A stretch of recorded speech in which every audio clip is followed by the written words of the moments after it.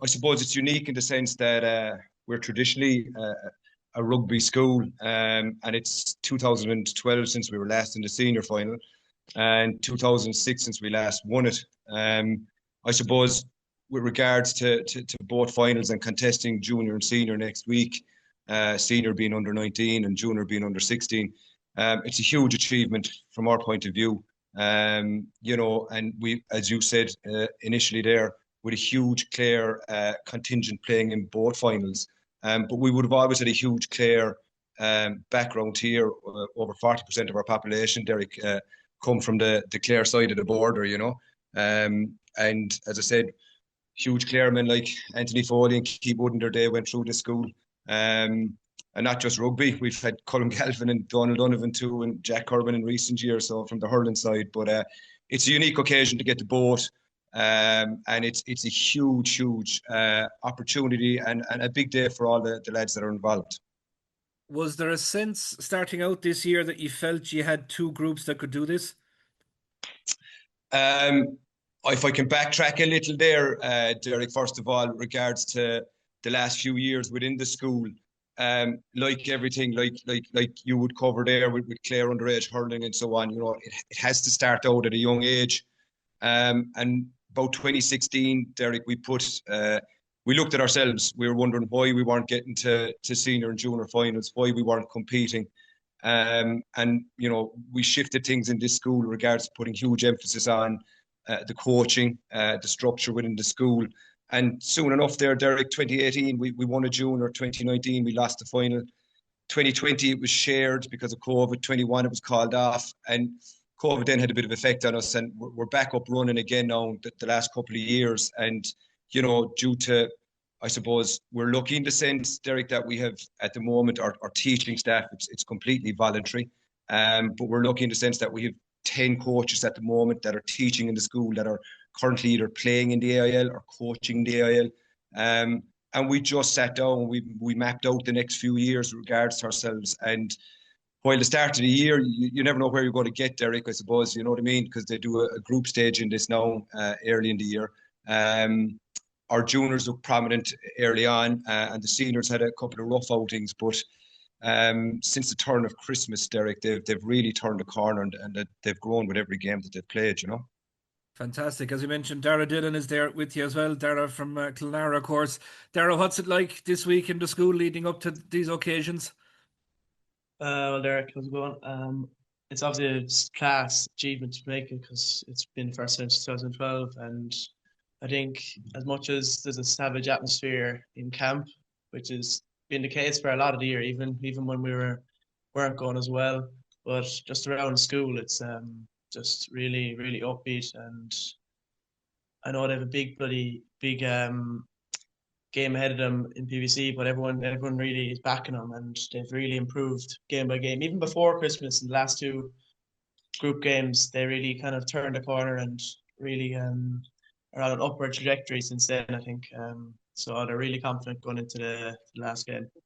And like being involved in a school environment like that, Dara, whereas Jason outlined, there's such a rich history, rich tradition, and big names, big players on the walls, no doubt, with pictures and all the rest of it. And from your own perspective, we know what Marcus Horan did with a Bud Clonlara, I suppose, and an Ireland and Munster jersey as well. So it's a real culture.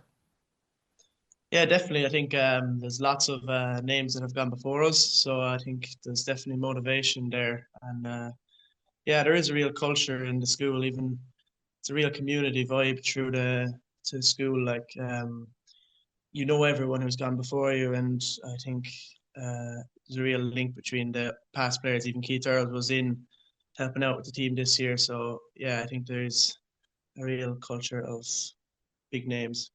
And also, like, you'll be probably aware as well that your opportunity to win at schools level, like, hopefully you have a lot of years left in terms of adult, but like school titles can be pretty special, but there is a set period in which you can win them.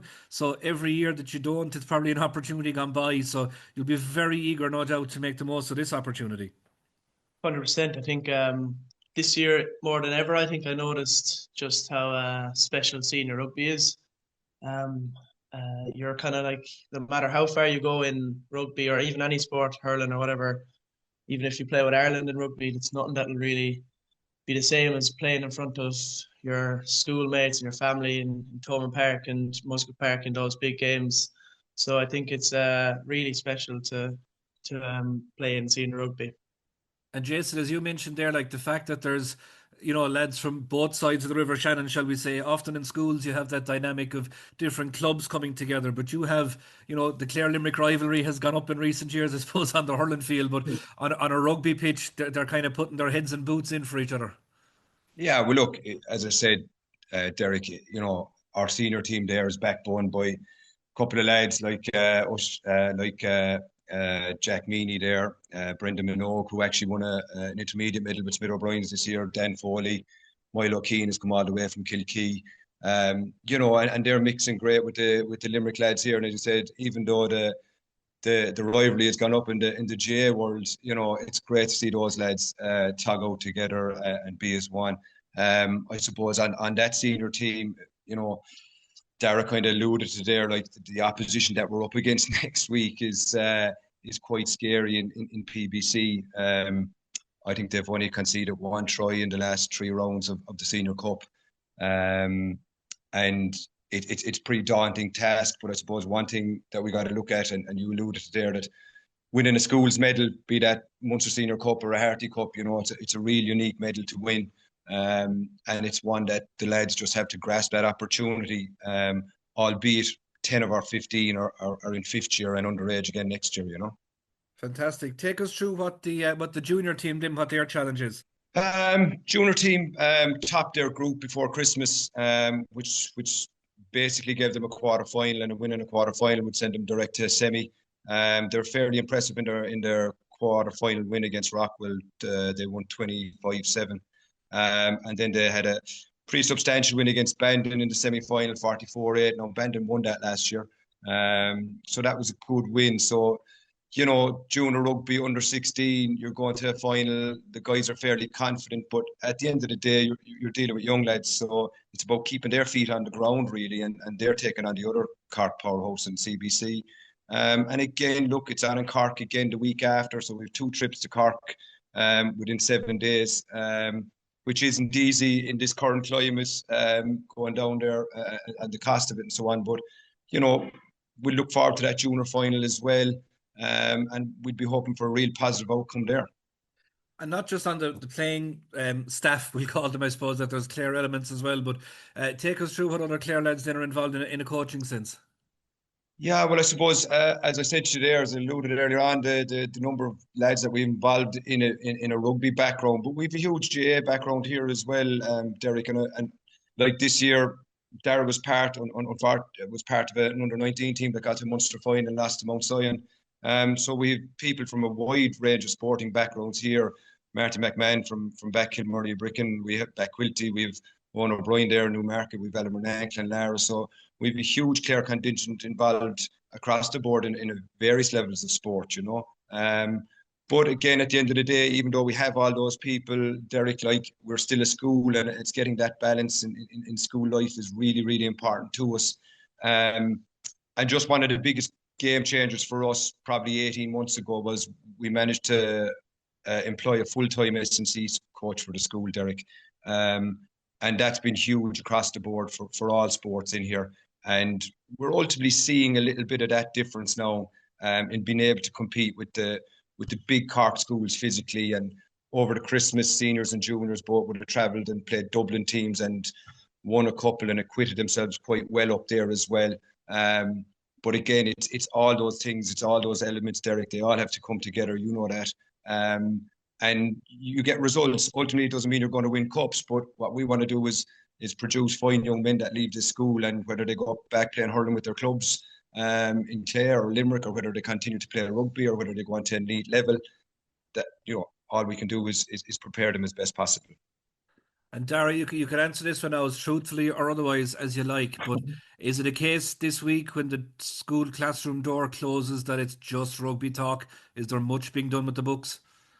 To be fair, there's always in Munchins we kind of prioritize schoolworks, and then everything, all sports outside of that are extra. But look, if you have any messing going on, there'll be consequences with the sport. But I suppose you kind of learn that in first year, and stay out of trouble from there on. But look, there's obviously a big emphasis on sport now. Where the boys have savage facilities and they're getting treated very well because they're going out to UL every day now, trying to get used to Astro. And yeah, they'll be more than ready come next Wednesday. Unfortunately, these finals are the senior final was usually on St. Patrick's Day, but that's not the case anymore now. So it's on the Wednesday, the 18th, below Musgrave Park at 2:00. And anybody from Clare that is an interest in rugby, we'd greatly appreciate their support. And as I said, the amount of lads we have involved. I forgot to mention Oisin Minogue there from Scariff as well. Oisin Madden, sorry, from Scariff. We have a huge Clare contingent, and they'll bring their following as well, like only Clare people do, Derek. So yeah, we look forward to that, and look forward to the Clare support next Wednesday.